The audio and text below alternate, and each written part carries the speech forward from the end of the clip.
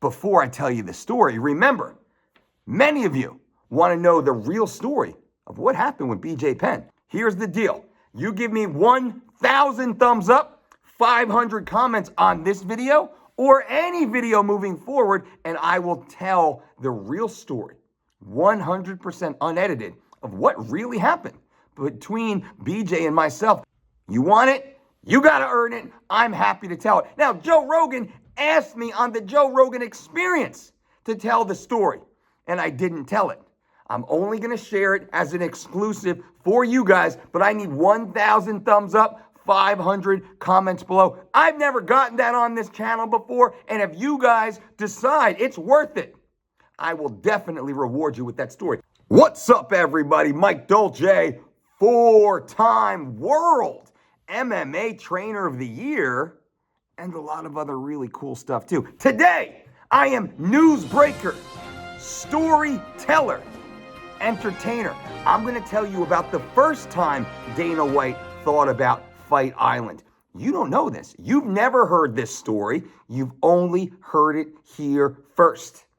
Also, not just Fight Island, but due to the extreme and legitimate security risks, they also were going to build a mechanical contraption around the octagon, able of lifting the octagon off the floor, while also having false floors for the coaches and cornermen to dive into in the anticipation that the crowd rushed the octagon. That's right. This was the security contingent. This was the plan leading into UFC 149, Sonnen versus Silva 2 in Rio de Janeiro, Brazil. Now, Chael Sonnen versus Anderson Silva 2. You remember, Chael Sonnen beat Anderson Silva for 4 3/4 rounds in their first fight. Chael Sonnen lost to Anderson Silva only because of an illegal technique. So Chael tells the story, and I believe it. Now Chael gets his revenge. He gets the rematch versus Anderson Silva, and Chael Sonnen, being the gangster that he is, tells Dana White, I want to fight him. I want to beat him. I want to take his belt in his home country. In Rio de Janeiro, Brazil, Chael Sonnen wanted to fight Anderson Silva. Now, for those of you who follow the sport, you know Chael was not well liked in that part of the world. Nowhere in South America was Chael welcome. Definitely not in Brazil. Definitely not to fight the hero of Brazil, Anderson Silva. Chael had death threats, legitimate death threats. Chael had legitimate and serious threats of violence. Now, I'm not going to go deeper into some of the personal things, and I'm no joking around here. This was serious. There was serious issues going on behind the scenes of this fight. Chael didn't give a fuck. Chael wanted to fight Anderson in Brazil and asked Uncle Dana to make it happen. Silva agreed. Oh my God, what a gift from God for Silva. Chael loved it. So, as preparations are beginning, Dana announces UFC 149 is confirmed for Rio de Janeiro, Brazil. In the, apologies for mispronouncing this name, I'm sure I will. In the João Havelange Stadium, soccer stadium in Brazil that holds 47,000 people. This will be a sellout for sure because the Brazilian people wanted to see Anderson Silva destroy Chael Sonnen, humiliate Chael Sonnen, and hopefully murder Chael Sonnen in their homeland. That's legit. Now, logistically, behind the scenes, and that's what this video is about, the UFC was working around the clock to ensure Chael's safety and also the safety of his support team. This guy, I'm one of the support team here. Chael sat down with us. I'm at his house. And he gets a call from Dana, goes in the other room, he comes back, and he's like, all right, guys, here's the situation. And before I tell you, just know, you do not have to go with me. You do not have to say yes. You do not have to participate in this. I will pay you your full rate as if you had. But I'm going to be asking you to do something that is not safe. I'm going to be asking you to do something that you're going to have to go back and talk to your wives and talk to your families about. Dana just said, the fight is on. The fight's in Brazil. We have a lot of credible information directly threatening you. We are working with an elite security team to ensure your health and safety. And even they say it's impossible to be 100% secure where we're going and as long as we're going to be there. So here's the deal. Dana was going to rent a private island off the coast of Rio de Janeiro. I won't say the exact island because I don't want to risk someone else's security.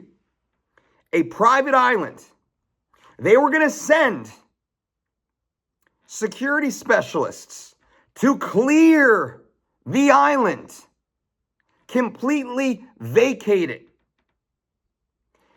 They were going to then place security personnel and staff to hold the island and the properties on the island. They were then going to fly Chael and his support team to Rio de Janeiro. Actually, it wasn't to Rio. It was a place outside of Rio. They didn't want to go into Rio. So a very desolate airport they were going to fly us into. They were immediately going to chopper us, helicopter, to the private island. And they were going to keep us there in prison, safe, but trapped, safe, but separate. And they could not guarantee our safety because if word got out, there was no doubt that individuals would try and find a way to get to us, to get to Chael. I was collateral damage in this. They will swim there. They will take boats there. They will fly their own helicopters there.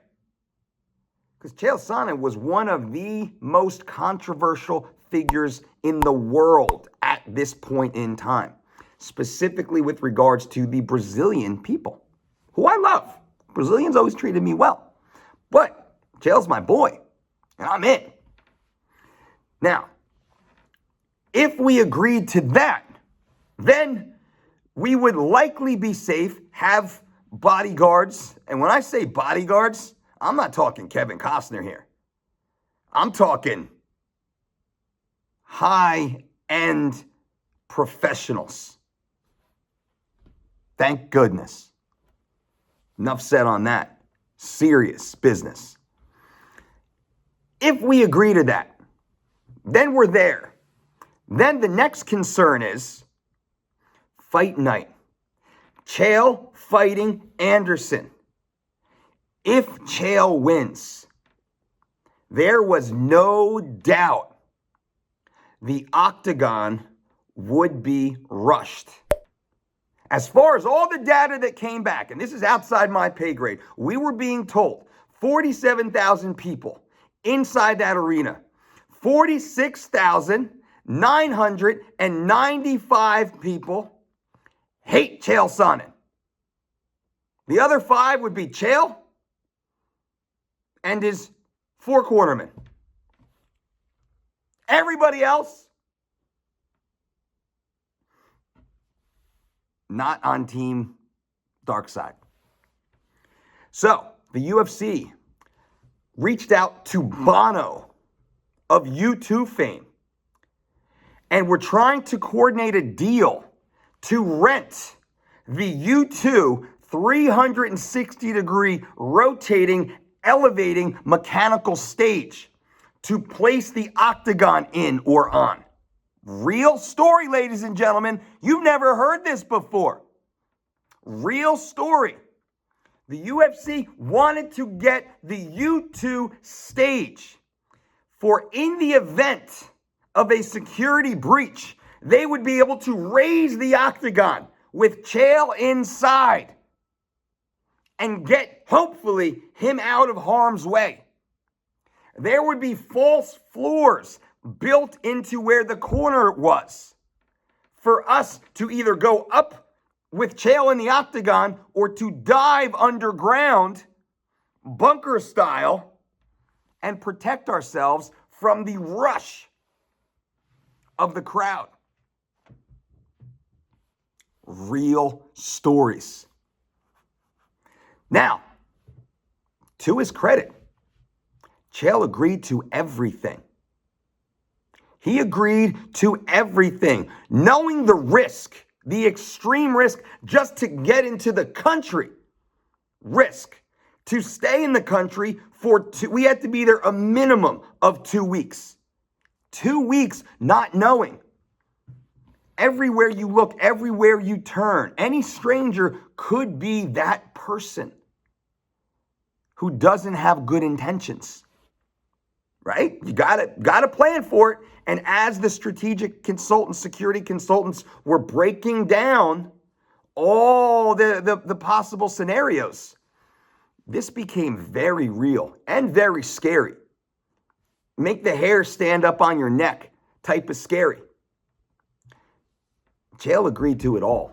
Chael was willing to do it all, to go through it all, to fight Anderson under these conditions in his backyard in hostile territory, knowing even with a victory, it was very likely that he would be facing a very serious threat. The entire team agreed also, by the way. Shoulder to shoulder. Yeah. Fortunately, or not, as luck would have it, the UFC, to their credit, found the security conditions and risks were too high. Therefore, the fight was moved from Rio de Janeiro to Las Vegas, Nevada. And the fight was actually held at Las Vegas, Nevada, UFC 149, Sonnen versus Silva 2. You've never heard that story. And Chael went on to win the UFC world title. If you listen to him tell the story, to which I agree.